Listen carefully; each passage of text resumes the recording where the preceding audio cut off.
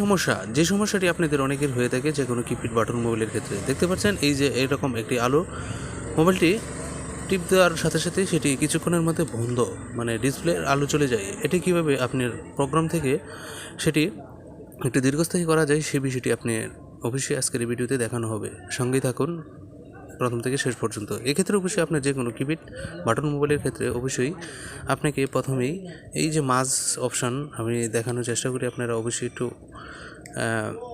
সঙ্গে থাকবেন এবং বুঝতে থাকবেন। এখানে মেনু বাটন এখানে চলে যাবেন এবং চলে যাবেন সেটিং অপশানে চলে যাওয়ার পর এখানে আপনি ফোনে অনেক সময় থাকে ডিসপ্লে অপশান, সেটি খুঁজতে পারেন আপনার যে কোনো মোবাইলে সেটি থাকে।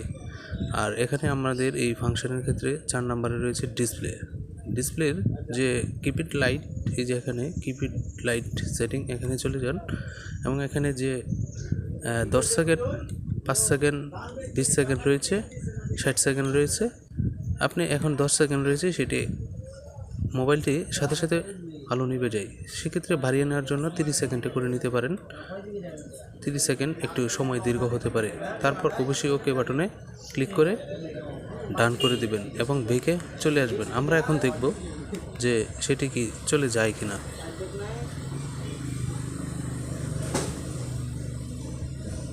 ঠিক আপনারা যে কোনো বাটন মোবাইলের ক্ষেত্রে ঠিক এভাবে কাজ করতে পারেন। এখন কিন্তু আলোটি চলে যাচ্ছে না মানে নিভে যাচ্ছে না। এক্ষেত্রে আমাদের সুবিধা, অনেক ক্ষেত্রে অসুবিধা হয়ে দাঁড়ায় যখন ঠিক এই আলোটি নিভে যায়, আমরা কোনো কিছু কাজ করার আগেই কল দেওয়ার আগেই সেটি কিন্তু নিভে যায়। এখন আমরা 5 সেকেন্ড করে নিব। 5 সেকেন্ড করার সাথে সাথে আমরা একটু ওয়েট করে দেখব কী অসুবিধা হতে পারে।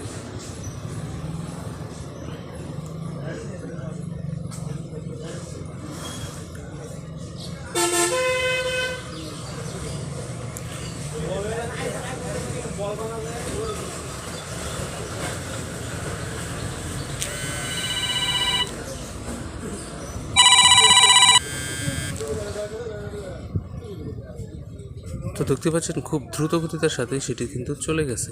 তো এটি আপনারা অবশ্যই দ্রুত গতিতার সাথে যাতে না যায় সেক্ষেত্রে অবশ্যই সেটিং অপশানে গিয়ে ডিসপ্লে অপশানে গিয়ে কিপ্যাড ব্যাকলাইট অপশান 5 সেকেন্ড বা 5 সেকেন্ডের জায়গায় 30 সেকেন্ড করে দেবেন। এক্ষেত্রে সমস্যাটির সমাধান হয়ে যাবে। তো আশা করি সবাই বুঝতে পেরেছেন।